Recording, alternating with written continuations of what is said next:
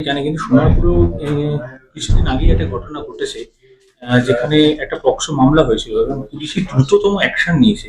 আমরা এই অ্যাকশনটা পুলিশের কিন্তু সাধারণত আগে দেখতে পেতাম না, কিন্তু এখন যে দ্রুততম যে অ্যাকশনটা নিচ্ছে এই বিষয় নিয়ে যদি একটু কিছু বলেন। একটা কথাই বলতে পারি যে এখনকার যে সরকার পাল্টে গেছে। এখন তো আর তৃণমূল সরকার নেই, এখন সরকারের নাম হচ্ছে বিজেপি সরকার।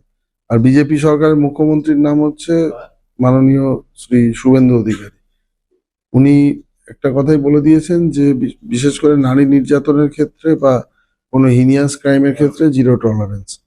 যে ঘটনা ঘটেছে প্রম্পট অ্যাকশন নেওয়া হয়েছে এবং আমরা প্রত্যেকটি জিনিসে আপনি দেখবেন যে এখানেও যে পক্সো আইনে যে কেস হয়েছে, আমরা ভীষণ তাড়াতাড়ি অ্যাকশন নেওয়া হয়েছে, অ্যারেস্ট হয়েছে, মেডিকেল হয়েছে এবং যে 164 সেটাও করা হবে।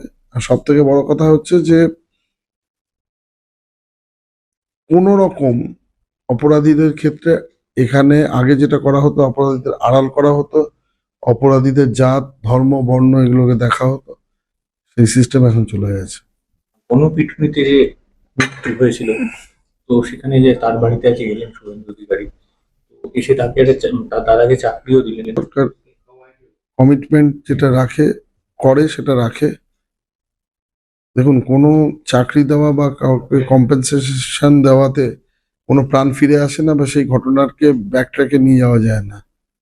কিন্তু যেটা হতে পারে, যেটা হয়েছে বা হতো বা আগামী দিনে ঘটবে না মানে ঘটতো, সেটাকে আমরা প্রতিরোধ করতে পারি যদি সঠিক শাস্তি হয়। অপরাধীরা জানতে পারে যে আমি কোনো বড় সাজা করলে মানে সরি অপরাধ করলে তার সর্বোচ্চ সাজা হতে পারে, ইভেন কি আমার মৃত্যুদণ্ডও হতে পারে।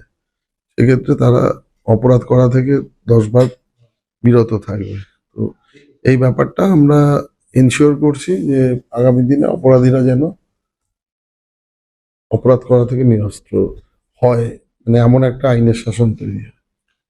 এই যে সরকারি সম্পত্তির যে ভাঙচুরের জন্য যাদের যাদের গ্রেপ্তার হয়েছে, 30 জনের উপরে গ্রেপ্তার হয়েছে, তো এটাতে কি কিছুটা কমবে বলে মনে হয়? কারণ এর আগে মালদাতে আমরা দেখেছি গত সরকারের আমলে ট্রেন ভাঙচুর, দীর্ঘদিন ট্রেন আটকে দেওয়া বা জাতীয় সড়ক অবরোধের মতো ঘটনা। তো এটা কি কোথাও হচ্ছে যে যারা জাতীয় সড়ক কোনো দাবির জন্য অবরোধ করবে তাদের বিষয়টা একটু কমবে? অবরোধের জাতীয় সড়ক অপরাধ মানে আটকে দেওয়াটা একটা অপরাধের মধ্যে পড়ে। জাতীয় সড়ক আটকানো যায় না, কোনোভাবেই ইয়ে হয় না।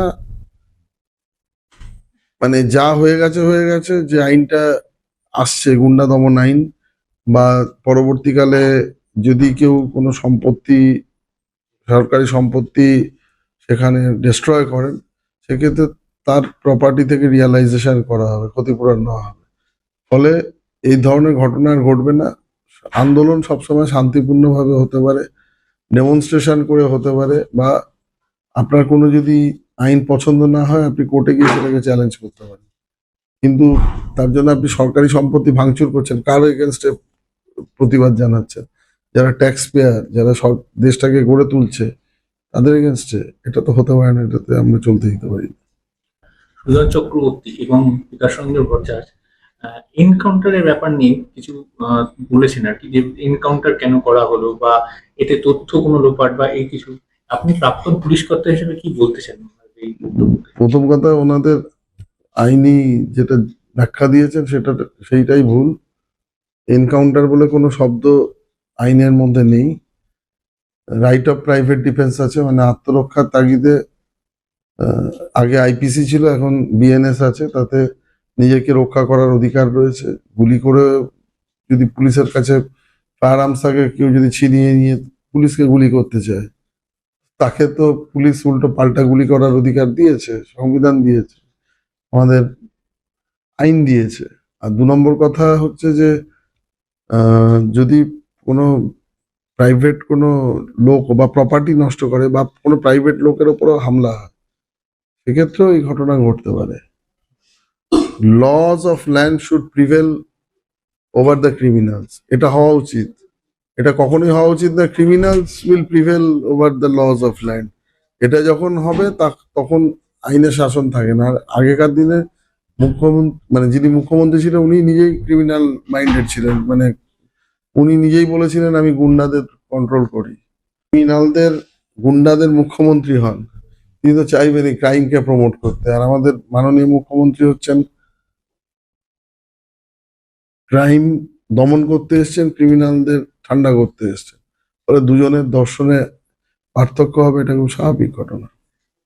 রাজপুত সোনারপুর পৌরসভার একটা সাম্প্রতিক ঘটনা যে বিজেপি করার অপরাধে একজন মহিলাকে প্রাক্তন বিধায়কের অনুগামীরা মারধর করেছে, এটা জাস্ট আজকের ঘটনা। তাকে এটা খুব শক্ত ব্যবস্থা নেওয়া হবে, যারা করেছেন খুব শিগগির অ্যারেস্ট করা হবে। আমরা আবার বলেছি যে কোনো অপরাধকে বাড়তে দেবো না।